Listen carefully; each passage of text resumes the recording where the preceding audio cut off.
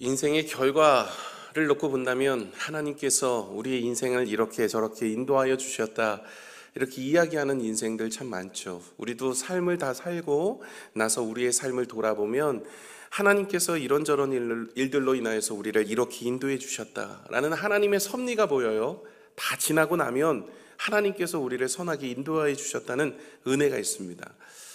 그런데 그 상황에 놓여 있을 때, 그 과정 속에 놓여 있을 때는 결코 그것이 하나님의 선한 뜻인가? 라는 생각을 하게 됩니다. 오늘도 영상을 통해 보셨던 것처럼 어머니가 3번이나 바뀌었어요. 그런 상황 속에서 왜 하나님 나에게는 평탄한 가정에 은혜 가운데 세워지지 않았습니까? 라는 불만이 있을 수가 있어요. 그 과정 속에는. 그러나 인생을 다 살고 나서 그 뒤를 돌아보았더니 모든 것이 하나님의 섭리였고 하나님께서 나를 선하게 인도하여 주시기 위한 은혜였더라는 것을 이해하기가 되어집니다. 저와 여러분의 인생도 마찬가지입니다. 지금 이런 문제 저런 문제 어려움들이 있지만 이런 것들이 왜 나에게 있을까? 왜 하나님은 기도하는데 응답을 주시지 않으실까? 나는 고난 가운데 왜 있는데 다른 사람들은 잘 이렇게 은혜로 이렇게 세워졌을까? 하는 물음 속에서 지금은 좀 이해가 되지 않습니다만은 나중에 우리의 인생을 다 살고 나면 하나님께서 우리의 삶에 축복을 주시기 위해서, 은혜를 주시기 위해서, 우리를 이곳으로 인도하여 주시기 위해서 이렇게 하셨구나라는 것을 이해할 때가 오게 되는 것입니다. 이처럼요, 우리가 다 지나고 나면 하나님의 섭리가 이해가 됩니다. 과정 속에서는 이해가 되지 않는 경우가 참 많아요. 그런데 이런 부분에서 성경도 마찬가지입니다. 성경을 바라볼 때 우리가 그냥 문자적으로만 해석하고 그냥 표면적으로 보이는 것으로만 해석하는 것으로 은혜가 족한 것이 아니라 그 속에 숨겨진 은혜들, 영적인 눈을 뜨고 바라보면 해석되지 않았던 내용들이 해석이 되어지고 그 속에서 하나님께서 이것을 통해서 무엇을 우리에게 일러주시는지를 알게 되어지는 은혜가 있습니다. 하나님께서 태양은 이거야 라고 말씀하셨어요. 그럼 태양은 저 위를 바라보며 지시하고 있는데 우리는 뭐만 보고 있어요? 이 손가락만 보고 있어요. 태양은 이렇게 생겼구나 라고 생각해서 잘못 오해하는 경우가 있습니다. 성경을 바라볼 때 영적인 눈으로 바라보지 못하면 단면적인 것으로만 바라보고 그 성경의 내용을 오해할 때가 종종 있습니다. 오늘 본문의 말씀이 딱 그 모양인데요. 그냥 표면적으로 바라볼 때는 우리가 믿음을 가지고 기도하고 인내하고 기다리면 하나님께서 응답을 주신다, 이런 내용입니다. 물론 이게 틀린 내용은 아닙니다. 이 부분으로 이해갈 수도 있지만 그러나 오늘 본문의 말씀을 깊숙이 문맥 속에서 은혜로 살펴보면 그 내용 말고 더 은혜가 있는 부분들이 있더라 하는 것입니다. 여러분, 우리가 소망을 천국에 두고 살지 않고 이 땅에 두고 살아가면서 그 이 땅에 두는 소망을 가지고 성경을 해석하면요, 다 이 땅의 모든 것들의 축복과 은혜로 밖에는 해석이 안 돼요. 그러나 천국을 바라보면서 성경을 바라보면 천국의 소망의 은혜가 더 크게, 더 영적인 부분들이 드러나게 되어지는데 오늘 본문의 말씀이 다 그 얘기입니다. 들어가기 앞서서 보시면 예수님은요, 먼저 예수님이 이 땅에 오셔서 그의 나이 33세서부터 33살까지 공생애를 사셨어요. 목수의 아들로 태어나셨다가 30세까지 인내하고 기다리시다가 때가 되어졌을 때 주님의 사역을 시작하였어요. 그 시작했던 내용이 3년입니다. 그래서 3년, 예수님이 30세부터 33세 십자가에 달려 돌아가실 때까지 그 3년의 생활이 마태, 마가, 누가, 요한에 기록되어 있는 것이죠. 예수님이 이 땅에 오셔서 처음으로 복음을 선포했던 내용이 무엇인지 아십니까? 회개하라, 천국이 가까웠느니라. 여러분, 예수님이 복음을 선포하는 첫 마디가 야, 기도하면 하나님께서 기도에 응답을 주실 거야, 기도하면 너 육신이 치유받을 거야, 기도하면 너의 인생이 펴질 거야, 이 이야기가 아니라 제일 먼저 오셔서 무슨 얘기를 하냐면 회개하라, 천국이 가까웠느니라. 천국 이야기를 하고 있는 거예요. 예수님은요, 시작부터 마지막까지 천국 이야기했습니다. 예수님의 첫 번째 설교가 이 마태복음 5장, 6장, 7장, 이게 산상수훈이라고 하는데 첫 번째 설교도 심령이 가난한 자는 복이 있나니 천국이 저희 것이며, 이 팔복의 첫 번째도 천국 이야기를 하고 있어요. 모든 예화들을, 예수님의 예화들을 살펴보시면 천국이 이런 자의 것이다, 천국이 이런 것이다, 천국에 대한 것은 이것이다, 계속 천국의 이야기를 하고 계세요. 그렇죠? 그런데 제자들은 어때요? 함께 따라다녔던 제자들은 천국의 이야기를 하고 있는 예수님의 마음을 바라보지 못하고 그의 음성을 바라보며 천국을 소망하지 못하고 이 땅을 소망하고 있어요. 그래서 얼마 전에 우리가 예루살렘으로 올라가고 계시는 예수님의 모습 속에 예수님은 천국에서 너희들을 구원하기 위해서 십자가에 달려 돌아가기 위해 천국의 본향을 위해서 내가 예루살렘에 올라가고 있는데, 이 제자들은 무엇을 구하고 있어요? 예수님이 왕이 되면, 이 땅에서 왕이 되면 예루살렘에 올라가서 다윗과 같이 성군이 되어지면 내가 우편에 혹은 좌편에 누가 앉을 것인가, 이걸 가지고 서로 다투고 있어요. 함께 걸어가고 있는 그 길에서도 소망이 천국에 있는 분들과 이 땅에 있는 분들은 완전히 다른 거죠.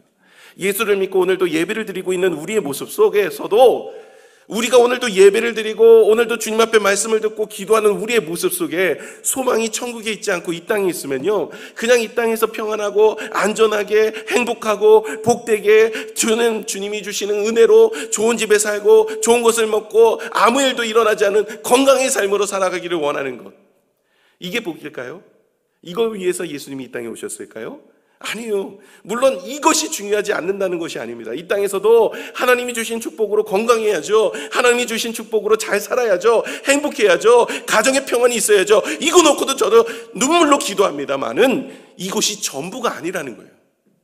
근데 제자들도 그렇고요, 그 당시에 이스라엘 백성들이 모두 다 예수님은 천국을 이야기하고 있는데 그 천국의 말씀에 대해서는 아랑곳하지 않고 이 땅의 것을 마음에 두고 이야기하고 있는 거예요.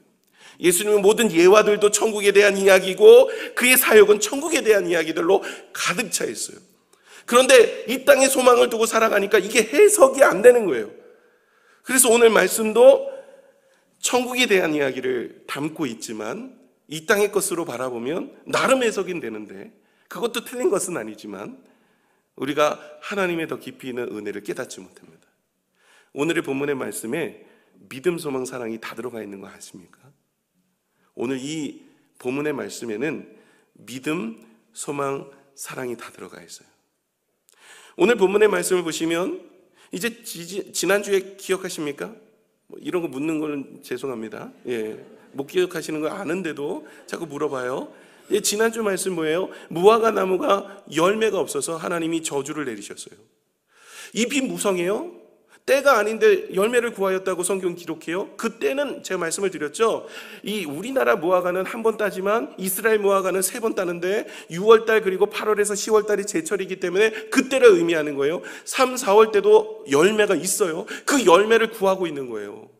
그런데 잎이 무성해요. 그런데 잎이 무성하면 열매가 있어야 돼요. 근데 열매가 없어요. 그래서 예수님께서 그 잎이 무성하지만 열매가 없는 무화과 나무를 저주하시고 그게 말라버린 거예요. 그 이야기가 무엇입니까? 무엇을 이야기하는 거예요? 예수님이 화가 많이 나셨구나. 아침에 굶으시더니 막 화가 많이 나셨네. 열매 없다고 저렇게 나무를 저주하시나?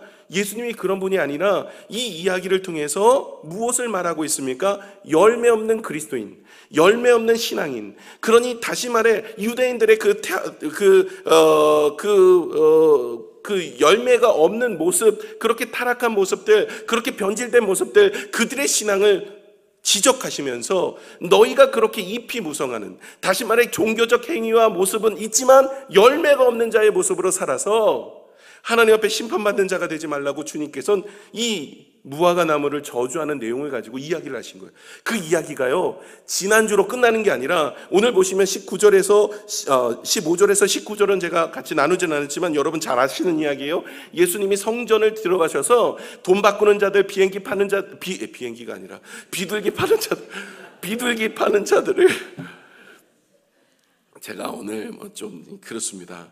이게 건강이 좀 그래서 약을 먹고 올라오느냐고, 이 이야기 아니라 약간 감기야, 기운이 있어서 지금 이게 좀 이상해요. 그래서 목사님이 흥분하면 약 먹어서 그러구나 이렇게 생각하시면 됩니다. 이 비둘기 파는 자들의 상을 엎으시고 쫓아내셨어요. 그들이 종교를 이용하여서, 하나님을 이용해서, 신앙을 이용해서 자기의 배를 채우고 이 땅의 삶에 유익을 누리는 거예요. 거기에 한통속이 된 사람들이 종교의 그 성전 안에 있는 대제사장들, 사내들인 공회원들, 그들이에요. 그들은 소망이 천국이 없었어요. 이 땅의 소망입니다. 이 땅에서 무엇을 먹을까, 무엇을 입을까, 무엇을 마실까, 오직 초점이 이 땅이에요. 그래서 이 땅에서 참된 평안을 누리기를 원하고 이 땅에서 회복이 되기를 원했어요. 메시아도 이 땅의 축복입니다. 예수님이 저 천국에 우리의 본향을 위해서 준비하기 위해서 이 땅에 오셔서 십자가에 달려 돌아가셨는데 관심 없어요. 그냥 천국 얘기 그만하자는 거예요. 지금 내가 로마의 속국 앞에 있어서 정말 힘들고 어려운 삶이 살고 있으니까 이런 어렵고 힘든 인생 사는 것 하나님 고쳐달라는 거예요. 그래서 예수님이 십자가에 못 박아 죽여버린 겁니다. 천국 얘기하지 말라는 거예요. 자꾸 내세 얘기, 난 거기 관심 없다는 거예요. 지금 내 인생에 불편하고 어렵고 힘든 거 이것만 해결해 주세요. 지금 내 건강을 주셔야 돼요. 내 사업을 지켜주셔야 돼요. 내 자녀가 좋은 길로 인도해 주셔야 돼요. 물론 중요한 부분이 아닐 수 없어요. 이 땅에 살아가는 인생이기 때문에 우리가 이 땅에서 끊어지지 않는 한 이 삶을 놓고 기도해야 되는 건 맞아요. 그러나 먼저 구해야 되는 목적이 있다는 거예요. 저 천국의 소망입니다. 예수님이 처음부터 마지막까지 이야기하는 것은 천국 이야기를 하고 있는데 지금도 같이 따라가고 있는 제자들이나 사람들은 천국의 소망을 두고 살지를 않고 있는 거예요. 그래서 예수님이 성전을 청결하신 내용이 바로 연이어서 나오는 내용이에요. 이 이야기는 그들이 열매 없는 자의 모습처럼 이렇게 부패하고 타락한 모습을 하나님이 지적하고 있는 거예요. 그리고 나서 이 이야기가 끝나지 않아요. 다시 말해 12절의 이야기는 25절까지 보셔야 한 스토리가 딱 짜여집니다. 자, 오늘 읽었던 본문인데 20절에 어떤 이야기가 됩니까? 그들이 아침에 지나갈 때 무화과 나무 뿌리채 마른 것을 보고 지금 이 모습입니다. 이들의 인생에는요 이제 뿌리채 말아버린 인생이 되어버린 거예요. 열매 없는 인생으로 버림받고 심판받는 인생으로 전락해버린 거죠. 예수님이 이 땅에 오실 때 베들레헴에서 태어난다는 것을 성경에서 계속해서 말씀하셨어요. 그래서 동방 박사들도 알고 있었고 그 당시에 많은 그 제사장들 그리고 성경을 연구한 학자들도 알고 있어서 헤롯이 동방 박사를 만났을 때 이 왕이 온다 그랬는데 어디서 오느냐? 그들이 다 알았다니까요. 어디서 올 것이다. 말도 해줘요. 가지를 않아요. 이들이 원했던 거는 다시 말해 메시아가 이 땅에 오셔서 우리를 구원하시고 은혜를 주셔서 우리의 모든 죄를 사여 주신 거 관심 없는 거예요. 예수님 태어날 때 누구도 예수님에게 가서 경배하잖아요. 동방 박사들과 그리고 주변의 목동 외에는 예수님이 이 땅에 오셨는데 맞이하지 않습니다. 십자가에 달려 돌아가실 때도 마찬가지 아닐까요? 예수님이 우리를 위해 죄 사함을 주시겠다고 계속 말씀하셨어요. 그리고 영원한 생명을 주시겠다, 영생을 주시겠다고 말씀하셨어요. 관심이 없어요. 천국 얘기 그만하라는 거예요. 그냥 이 땅에서 우리의 삶에 축복이 필요하다는 거예요. 로마의 속국에서 너무 힘들다는 거예요. 그러니 다윗과 같은 성군이 와서 정치적 메시아가 와서 우리를 행복하게 하는 독립국가가 되어서 잘 살고 행복하게 거기에만 초점이 맞춰져 있는 사람들이 유대인들. 지금 어찌 보면 우리의 모습이 아닐 수 없습니다. 여러분 열매 맺는 신앙이 뭐냐면 우리가 저 천국의 소망을 두고 살아가서 그 천국의 소망을 가지고 살아가는 인생이 될 때 전도도 하게 되고요. 그 인생이 성령의 열매도 맺고요. 그런 인생이 되는 거예요. 아예 목적이 잘못되면 열매를 맺을 수가 없는 거예요. 그래서 여러분 우리가 오늘도 주님을 맞이할 때 어떤 마음으로 주님을 뵈야 될까요? 주님 앞에 잘 살아냈다라는 오늘 한날 은혜를 가지고 주님을 맞아야 돼요. 아니 우리가 주님이 오늘 이 땅에 오시는데 오늘 저녁에 나를 맞이하시는데 내가 나중에 돈 많이 벌면 주님 앞에 헌신할게요. 나중에 내가 건강해지면 주님 앞에 할게요. 언제 하냐고요? 언제 돈을 많이 벌어요? 저는요 주님이 오늘 저녁에 우리에게 오셔도 우리가 부끄럽지 않은 신앙으로 살아가는 다시 말해 우리가 종말론적 신앙을 가지고 살아가는 인생이 되셔야 됩니다. 종말론자가 돼서는 안 되지만 종말론적 신앙을 가지고 오늘 주님 만나더라도 내가 부족함이 없고 부끄러움이 없는 그런 믿음의 모습으로 잘했다 칭찬받을 수 있는 믿음의 모습으로 살아야 할 줄로 믿습니다. 저희 교회가 계속해서 헌신하고 수고합니다. 많은 교회들을 세우고 돕고 섬깁니다. 오늘도 저는 저녁에 사실 몸은 좀 안 좋지만 2박 3일 동안 이 지역에 있는 어려운 목사님들 모시고 가서 잘 대접해드리고 그들을 섬기려고 합니다. 왜 이렇게 할까요? 왜 교회를 세우고 하나님의 일들을 감당할까요? 우리 교회도 뭐 빚이 많고 이자 나갈 것도 있고 어려운 부분들도 있지만 왜 재정을 내가지고 이렇게 교회를 세우고 하나님의 일들을 감당할까요? 나중에 천국에 갔을 때 주님께서 이 건물 하나 남기는 거 저는 원치 않아요. 오늘도 저는 하나님의 일들을 감당하며 하나님의 역사를 이루며 죽어가는 영혼들에게 하나님 앞에 우리가 주신 물질, 우리가 주신 건강, 우리가 주신 시간이라면 오늘 저녁에 주님이 오시더라도 그 일에 내가 충성하였다라고 이야기를 하고 주님 앞에 가서는 하는 믿음으로 열심히 주님의 일들을 감당하고 있습니다. 여러분, 우리가 그래야 되지 않겠나요? 정말 우리가 이 땅에 살면서 뭔가를 많이 모아두고 뭔가를 많이 누려서 이 땅에서 행복하게 사는 것이 예수 믿는 것의 가장 중요한 부분이라고 한다면, 여러분, 우리 인생 얼마나 더 누리시겠어요? 30년 후에 오늘 이 자리에서 예배드릴 자가 몇 분이나 되시겠습니까? 여러분, 우리가 첫 천국을 소망하는 믿음으로 사셔야 할 줄로 믿습니다.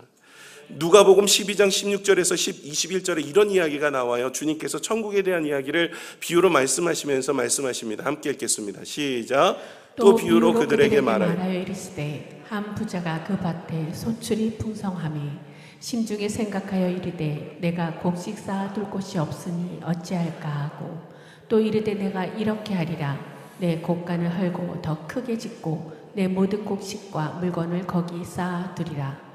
또 내가 내 영혼에게 이르되 영혼아, 여러 해 쓸 물건을 많이 쌓아두었으니 평안히 쉬고 먹고 마시고 즐거워하자 하리라 하되, 하나님은 이르시되 어리석은 자여, 오늘 밤에 내 영혼을 도로 찾으리니 그러면 내 준비한 것이 누구의 것이 되겠느냐 하셨으니, 자기를 위하여 재물을 쌓아두고 하나님께 대하여 부유하지 못한 자가 이와 같으니라. 아멘. 자기를 위해서 재물을 쌓아둬요. 이 땅의 삶의 축복만을 구하고 이 땅의 삶의 목적만이 있어요.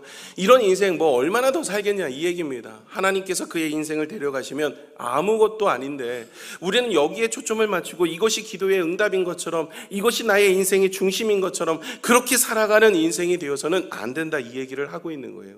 저와 여러분이 이제 어디에다 초점을 맞춰야 됩니까? 주님께서는 계속해서 말씀하시는 천국에 초점을 맞추고 믿음으로 살라는 거예요. 마라나타 신앙을 가져야 된다는 거예요. 마라나타는 무슨 뜻이냐면 주 예수여 어서 오시옵소서, 이 뜻이 마라나타예요.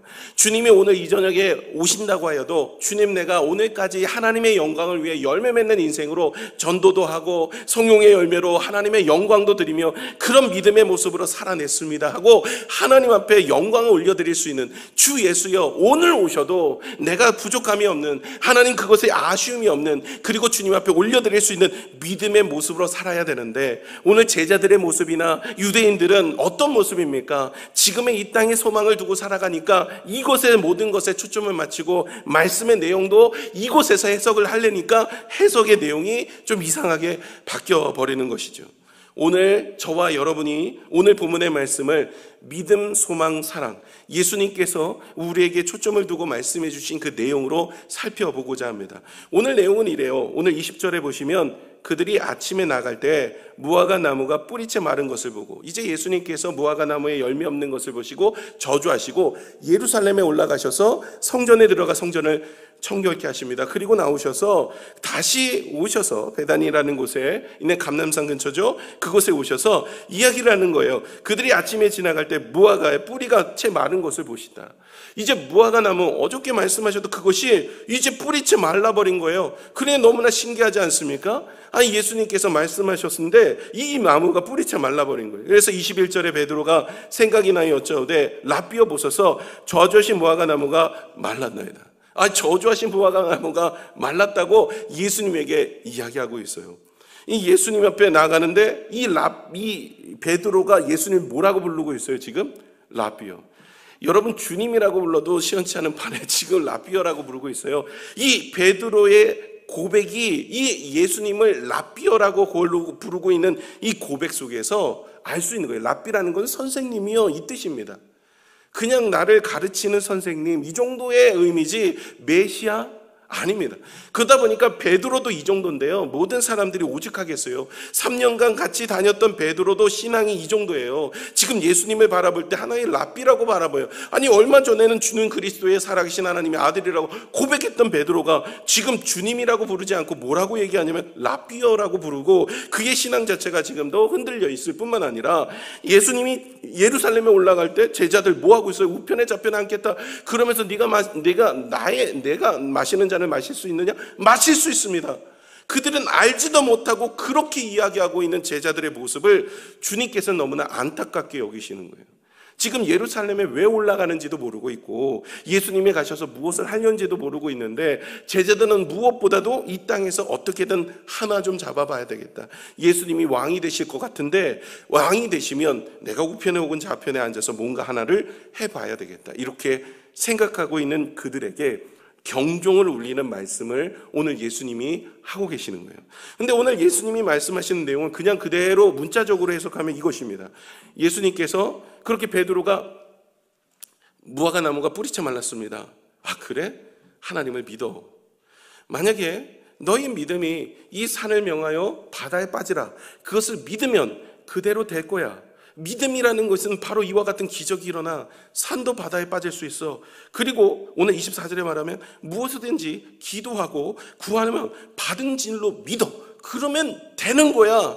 너의 믿음이 중요한 거야. 기도의 응답, 그것은 있어. 그리고 25절에 그리고 서서 기도할 때 만약에 네가 용서하지 못하는 무엇이 있다면 그 용서하지 못하는 그 사람을 용서해야 돼. 그래야 하나님께서 너희를 용서하고 응답을 주시는 거야. 이렇게 해석하는 게 1차원적으로 의미적, 그냥 문자적 해석입니다. 많이들 이 부분을 이렇게 해석을 해요. 그리고 이 부분이 틀렸다고 이야기할 수는 없습니다. 예수님께서 믿음을 가지고, 우리가 하나님이 주신 믿음을 가지고 기도하면, 받은 줄로 알고 기도하면 응답을 주시고 하나님이 주시는 은혜로 살고, 또 기도하는 자가 용서의 마음을 가져야 하나님과의 관계 개선으로 인해서 하나님께서 우리의 기도를 들으시고 응답해 주신다. 근데 여러분, 지금 이 예수님이 왜 이 얘기를 여기서 하고 계시냐는 거예요. 여러분, 이 이야기는 이 12절부터 쭉 흐름 속에 이야기할 때 그것만 딱 빼내면 이 말도 맞아요. 그런데 그 흐름 속에서 이야기하면 이것도 천국에 대한 이야기로 우리가 초점을 맞추고 해석하면 더 영적으로 깊이게 은혜가 있더라는 거예요. 여태까지는 우리는 그런 마음으로 이 말씀의 구절을 받아들였고 그렇게 해석을 해갖고 그렇게 믿었어요. 그런데 이것은 틀렸다는 이야기가 아니라 이 부분의 영적인 부분들을 더 깊이 묵상을 하다 보면 이 속에 믿음, 소망, 사랑의, 천국을 향한 소망의 모습을 가지고 우리가 살아야 된다는 것을 말씀하고 있어요. 첫 번째 뭐냐면 우리 22절 읽겠습니다. 시작. 예수께서 그들에게 대답하여 이르시되 하나님을 믿으라. 하나님을 믿으래요. 지금 이 무화과 나무가 말랐으니까 이 무화과 나무가 말라버린 것, 그 예수님 믿으라 그러는데 도대체 예수님이 믿으라는 것이 이 무화과 나무가 마르게 할 수 있는 능력을 하나님이 가지고 있다는 것을 믿으라는 거예요? 예수님이 이런 능력을 가지고 있다는 것을 믿으라는 거예요? 도대체 뭘 믿으라는 거예요? 동문서답하듯이 하나님은 하나님을 믿으라라고 이야기를 하십니다. 여기서의 믿으라는요, 원어를 살펴보시면 그냥 하나님을 믿으라, 내가 믿는 것처럼 보이지만 원어는 하나님의 믿음을 가지라 이렇게 되어 있어요. 정확한 표현은 하나님의 믿음을 가지라, 이 표현이 맞습니다. 하나님의 믿음을 어떻게 갖습니까? 하나님이 주셔야만 갖죠. 여러분, 믿음은요, 내 힘으로 안 됩니다. 우리가 믿으려고 해도 믿어지지가 않아요. 여러분, 믿음은 은사예요. 선물이라는 뜻입니다. 다시 말해 저와 여러분이 오늘도 하나님 앞에 구하셔야 돼요. 하나님, 믿어지게 하여 주옵소서. 하나님, 나에게 믿음을 더하여 주옵소서. 하나님, 우리가 믿음 없음을 불쌍히 여기시고 믿음을 허락하여 주옵소서. 이거 놓고 기도해야 돼요. 여러분 예수님의 제자들이 십자가상에서 다 도망가 버렸어요. 그 제자들은 기적을 경험하지 못하고 하나님의 역사를 경험하지 못하고 본 것이 없어서 다 도망가 버렸나요? 여러분, 그 믿음이라는 것이 뭔가 보여지고 나음을 얻고 회복이 되고 기도가 응답이 되어서 믿음이 생기지 않아요. 저도 목회를 해보았지만 많은 분들이 하나님, 우리의 자녀 고쳐주옵소서, 남편 고쳐주옵소서, 그럼 하나님이 살아계심을 믿겠습니다. 믿지 않더라고요. 그것이 보여줘도 안 믿어요. 그거 이루어지면 나온대요. 안 나와요.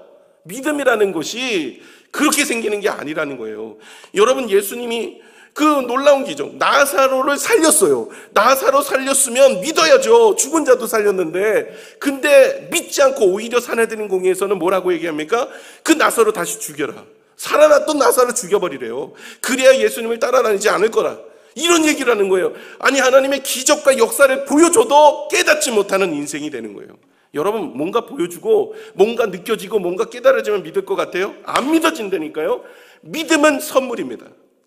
오직 하나님이 우리에게 믿음을 주셔야 오늘도 믿음 안에 살 수 있는 줄로 믿습니다. 하나님 앞에 믿음을 구하시고 하나님 앞에 믿음을 거하셔서 그 믿음으로 살아가는 모습이 되셔야 돼요. 그런데 오늘 성경에 하나님 믿음을 가지라는 거예요. 이 하나님이 주시는 믿음이 어떤 믿음이라는 거냐고요. 지금 무화과 나무가 뿌리째 말라버렸는데 그런 능력을 하나님이 행하실 수 있다는 믿음을 가지라는 거예요. 하나님께서 산을 옮겨내는 그 믿음을 가지라는 거예요. 지금 나오는 이 믿음은요, 무슨 믿음이냐면 하나님이 우리의 모든 죄를 대속하여 주셔서 예수 그리스도께서 우리를 위해 십자가에 달려 돌아가심으로 이제 모든 죄가 사함을 받고 우리는 천국에 들어갈 수 있는 그 은혜의 믿음을 가지라는 거예요. 저와 여러분이 믿어야 될 게 무엇일까요? 그것은 바로 십자가의 구속의 은혜인 줄로 믿습니다. 예수님이 여러분의 죄, 저의 죄를 사하여 주시고 우리에게 영원한 생명을 주시고 천국에 우리에게 은혜를 베풀어 주셔서 본향은 천국입니다. 여러분, 천국이 우리에게 준비되어 있는 줄로 믿습니다. 하나님께서 우리를 통해서 놀라운 일들을 이루시고 그 일들을 이루어서 천국으로 우리를 인도하여 주십니다. 저와 여러분의 은혜, 바로 첫 번째 핵심이 이 믿음이 있어야 열매가 열려지고 천국을 바라보는 인생이 되어진다는 거예요. 이게 없으면요, 자꾸만 이 땅에 소망을 둬요. 이 땅의 것들에 소망을 두고 살아갑니다. 하나님 나에게 은혜를 주시고 하나님 축복을 주셔서 잘 되게 해주세요. 그런데 잘 안 돼요. 그러면 하나님 옆에 화가 나는 거예요. 하나님 옆에 불만이 있는 겁니다. 왜 저 사람은 잘 되는데 나는 안 됩니까? 여러분, 우리가 본향이 천국이에요. 우리가 이 땅이 전부가 아니라고요. 그런데 이 땅의 것들이 전부인 것처럼 살아가면 성경 말씀의 해석이 이상하게 돼버리는 거예요. 오늘도 이 땅에 초점을 맞추고 이 말씀을 해석해버리면요, 그냥 무슨 마음이에요? 그냥 이 땅의 것들이 해결이 되고 상과 같은 우리의 문제가 해결된대요. 우리의 앞날에 움직이지 않을 것 같은 적수가 사라진대요. 그런 모습으로 우리가 바라볼 수밖에 없더라는 거죠. 예수님이 이 땅에 오셔서 병든 자를 고치셨어요. 예수님이 병든 자를 고칠 수 있는 능력이 있다는 것도 알려주시지만 또 한편으로 무엇을 알려주시냐면 예수님께서 중풍병자를 고치신 사건에서 중풍병자를 고치실 때 일어나 걸어라 하지 않으시고 내 죄가 사함을 받았다라고 이야기하세요. 예수님이 죄가 사함을 받을 수 있는 능력과 권세가 있는 분이라는 것을 알려주기 위함이에요. 많은 사람들에게 병든 자를 고치시고 눈먼 자를 눈을 뜨게 하고 앉은 병을 일으키시고 놀라운 일들을 감당하는 건 하나님의 능력이 아무것도 아닙니다. 정말 중요한 은혜는 무엇이냐? 우리의 죄가 사함을 받았다는 것이 진짜 은혜입니다. 그 은혜를 우리가 알기를 원하고 계십니다. 그러면서 23절의 이야기를 합니다. 우리 같이 23절 읽겠습니다. 시작. 내가 진실로 너에게 이르노니 누구든지 이 산더러 들리어 바다에 던져하며 그 말하는 것이 이루어진 줄 믿고 마음에 의심하지 아니하면 그대로 되리라. 아멘. 자, 이 말씀은 참 믿어지기가 쉽지 않은 믿음의 말씀입니다. 산이 바다에 던지는 놀라운 역사는 믿음만 있으면 된대요. 자, 이제부터 이 말씀이 믿어지시면 오늘부터 산을 옮길 때는 포크라인 갖고 할 필요 없어요.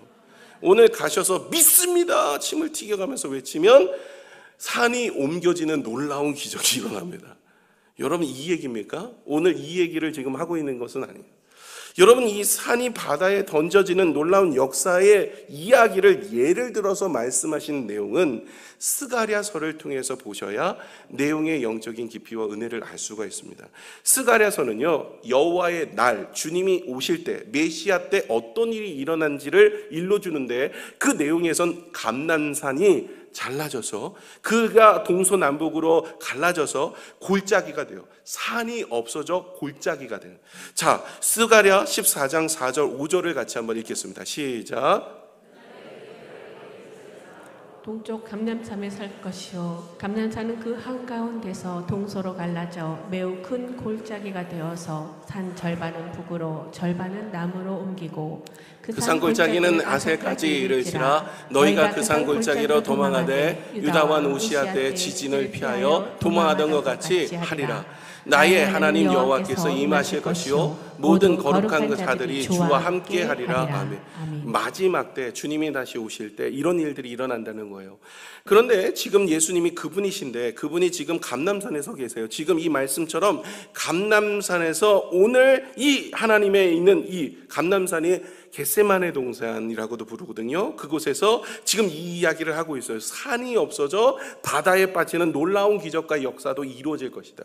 이 이야기는 우리는 잘 모르지만 이스라엘 백성들은 이 구약의 성경들을 알기 때문에 그 스가랴 선지자들이 이야기했던 내용을 알고 있어요. 산이 변하여 골짜기가 되어지고 놀라운 일들이 일어난다. 하나님께서는 우리와 함께 하신 주의 여호와의 날에, 메시아의 날에, 하나님이 다시 오실 그날에 하나님께서 놀라운 기적과 역사가 우리의 삶 속에 일어난다는 거예요. 산이 없어져 골짜기가 되고 바다에 빠져 우리의 평지의 삶을 살아가는 새하늘과 새 땅의 놀라운 역사와 능력이 우리의 삶 속에 드러나게 되는 거예요. 다시 말해 주님 오시는 그날에는 새하늘과 새 땅, 그런 일들이 일어나는 거예요. 다시 말해 하나님께서 메시아를 통해서 우리에게 주시는 것은요, 이제는 정말 우리의 모든 막힌 담이 허물어지고 우리의 인생의 문제가 사라질 뿐만 아니라, 오늘 말씀의 내용을 그냥 문자적으로 바라보는 그런 문제도 있을 뿐만 아니라, 하나님께서 우리의 삶에 메시아로 예수 그리스도를 보내주셔서 우리의 인생에 회복을 주실 바로 그분이 자신이라는 것을 드러내고 있는 내용이에요. 그러니 지금 예수님께서는 너희가 열매 없는 자처럼 살아가지 말고 열매 있는 자가 되어야 되는데, 그 열매 있는 자가 되기 위해선 마라나타 신앙, 천국을 소망하는 신앙을 가져야 된다. 먼저는 하나님을 믿는데 내가 죄 사함을 받고 하나님의 자녀가 되는 것을 믿고, 그리고 내가 이제 이 메시아로 인하여서 하나님께서 모든 것을 통치하시고 회복하시는 은혜를 우리에게 허락하여 주신다는 것을 믿음으로 바라보라고 말씀하고 있는 거예요. 이 이스라엘 백성들은 예수님을 받아들이지 않습니다. 누가복음 13장 34절에 말씀을 보면 이렇습니다. 함께 읽겠습니다. 예루살렘아 예루살렘아, 선지자들을 죽이고 내게 파송된 자들을 홀로 치는 자여, 암탉이 제 새끼를 날개 아래에 모은 같이 내가 너희의 자녀를 모으려 한 일이 몇 번이냐. 그러나 너희가 원하지 아니하였도다. 계속해서 하나님은 선지자를 보내고 주의 말씀을 보내서 그들을 회복시키기를 원하지만 죽여버립니다. 아들까지 죽여요. 계속해서 예수님은 비유로 말씀하시든 그의 말씀으로 말씀하시든 이런 이야기를 계속하고 있고, 지금도 여전히 하나님께서는 이 비유의 말씀을 통해서 이스라엘 백성들에게 내가 메시아고 나로 인하여 회복이 일어나고 나로 인하여 하늘의 놀라운 일들이 일어날 것이라는 것을 말씀하고 있지만, 그들은 여전히 영적인 눈이 닫혀져서 이 땅을 소망하며 살아가는 인생이 되고 있다는 거예요. 그런 그들이 예수님이 부활하셔서 제자들을 찾아가서 제자들을 위로하시고 주님과 함께 40일을 지내시다가 주님이 홀로 천국으로 올라가실 때 하늘문을 열리고 하늘에서 천사가 맞이하는 모습을 보았어요. 제자들이 눈이 열린 거예요. 영적인 눈이 띄어진 거예요. 삼천천을 본 거예요. 그래서 천국에서 예수님이 올라가서 천국의 그 모습을 바라보고 나서 그들의 인생이 바뀌었어요. 이 땅에서 누가 좌편에 우편에 앉을까, 여기에 초점을 맞추는 인생이 아니라 하나님 영광을 위해서 내가 무엇을 할 것인가, 내 짧은 여생이지만 주님의 나라를 위해서 어떻게 살 것인가, 그리고 마지막에 저 천국에서 내가 주님의 영광으로 하나님 앞에 기쁨이 되겠다, 이 마음이었기에 그들은 완전히 바뀐 인생을 삽니다. 예수님이 승천하시고 성령을 받고 나서 그들의 인생은요, 이제 이 땅의 삶은 다 내려놓습니다. 가난하고 힘들고 어려워도 불평하고 원망하지 않습니다. 오히려 영혼 구원하는 일에 목숨을 겁니다. 자신의 삶을 드립니다. 이유가 뭘까요? 이전엔 이 땅이 전부였으니, 이 땅의 전부가 그것이 없어지는 것이 나의 인생의 가장 큰 불행이었으니 그렇게 못하죠. 그러나 첫 천국의 소망을 두고 살아가는 인생이니 부자 청년과 삭개오의 모습은 완전히 다른 것처럼 우리의 인생은 완전히 다르게 살아가는 인생이 될 수 있더라는 것이죠. 저와 여러분이 어떤 믿음을 가져야 될까요?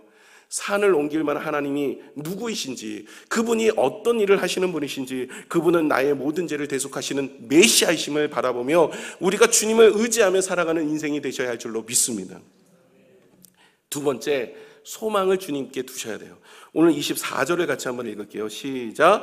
그러므로 내가 너희에게 말하노니 무엇이든지 기도하고 구하는 것은 받은 줄로 믿으라. 그리하면 너희에게 그대로 되리라. 여러분, 무엇이든지 기도하고 구하고 받은 줄로 믿으래요. 그러면 된대요. 여러분 많이 되셨어요? 여러분 된 것도 있고 안 된 것도 있죠. 안 되면 화를 내야 됩니까? 하나님 말씀이 왜 이러느냐고 하나님께 따져야 될까요?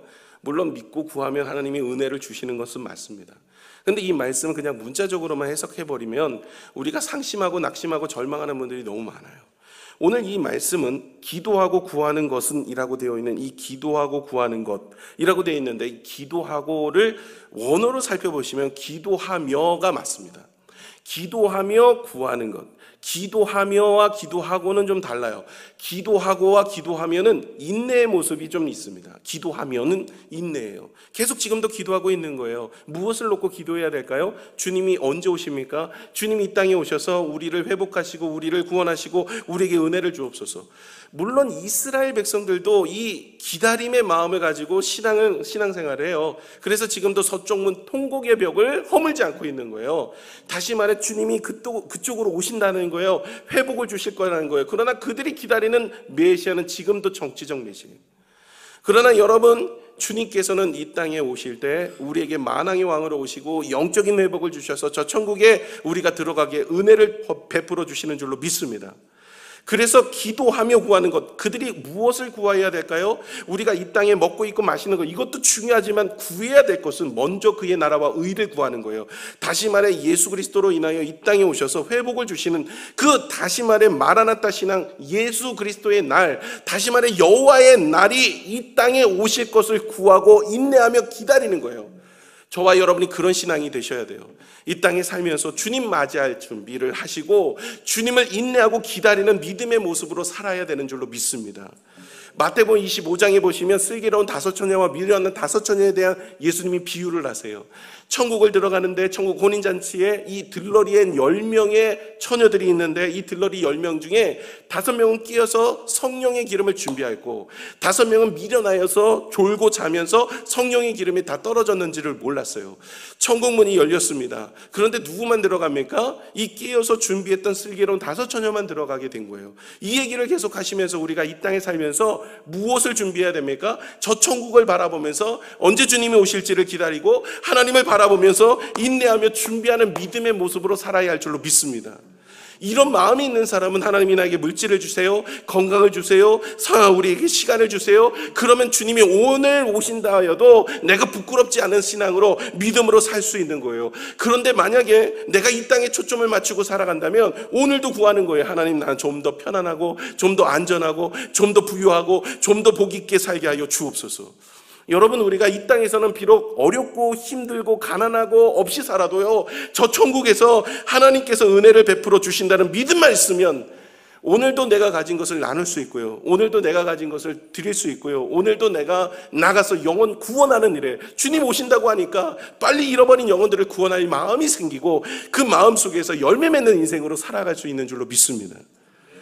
그래서 천국에 소망을 두어야 돼요. 여러분, 우리가 믿음, 소망, 사랑, 이 3가지는 항상 있을 것인데 그 중에 제일은 사랑이라 그랬어요.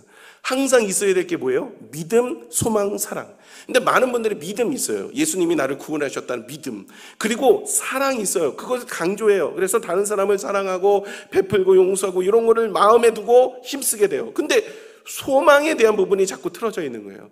여러분, 소망도 항상 있어야 돼요. 어디 소망해야 돼요? 천국 소망이에요. 이 땅 소망이 아닙니다. 이스라엘 백성들을 향하여서, 제자들을 향하여서 예수님이 오늘도 얘기를 하고 있는 거죠. 천국 소망을 가지고 주님이 오늘 오시더라도 믿음을 가지고 오늘도 주님의 때가 가까이 왔으니 회개하라, 천국이 가까웠느니라, 이 마음으로 살라는 거예요. 주님께서 저 천국에 소망을 두고 그 마음을 가지고 오늘도 살아서 하나님 앞에 열매 맺는 인생이 되는 주님의 음성인 줄로 믿습니다.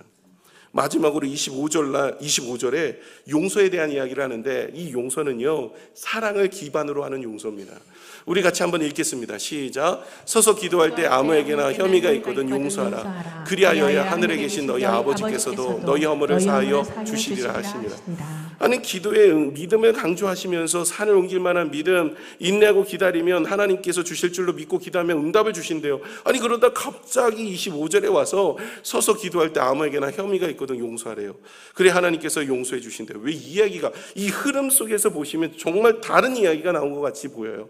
이것은 문자적으로 해석하면 좀 이해가 안 되는 또 다른 이야기를 하고 있는 것처럼 보이나, 영적으로 제가 말씀드렸던 이 안에 숨겨져 있는 하늘 소망을 가지고 살아가는 인생을 이야기할 때는 이 문제는 해결이 됩니다. 여러분, 용서를 어떻게 할 수 있나요?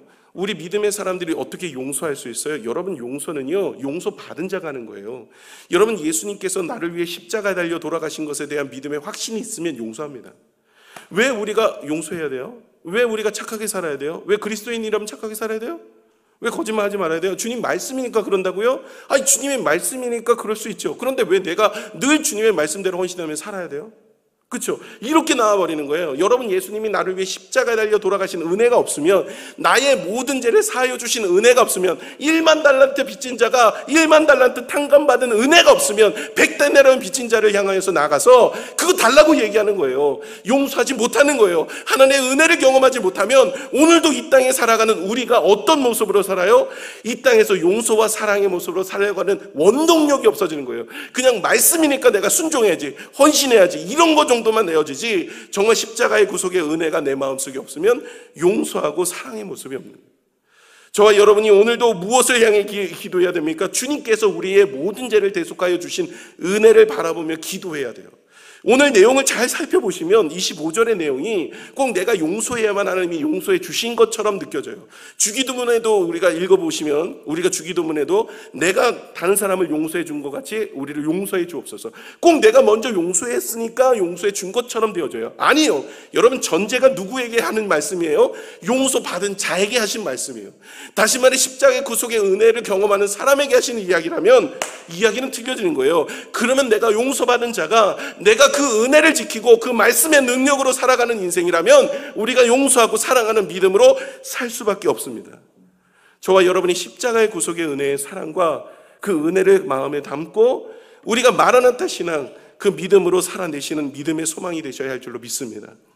우리가 이 땅에 살아가는데 말세지말이라고 하는 이 땅에, 주님이 언제 오실지 모르는 이 땅에 우리가 믿음, 예수님께서 우리를 위해 십자가에 달려 돌아가시는 믿음, 그리고 우리가 소망, 주님께서는 우리를 구원해 주셔서 저 천국에 우리의 집이 있다는 본향이 있는 은혜의 소망, 그리고 주님이 우리를 사랑하셔서 우리를 위해 십자가에 달려 돌아가심으로 우리의 모든 죄를 용서하여 주신 것처럼 우리가 다른 사람들을 용서하고 배려하고 나누고 섬길 수 있는 믿음의 은혜를 가지고 살아갈 수 있는 저와 여러분이 되셔서 이 마음이 기본으로 깔려있는 신앙이 열매를 맺을 수 있는 신앙으로 나아갈 수 있더라는 거예요.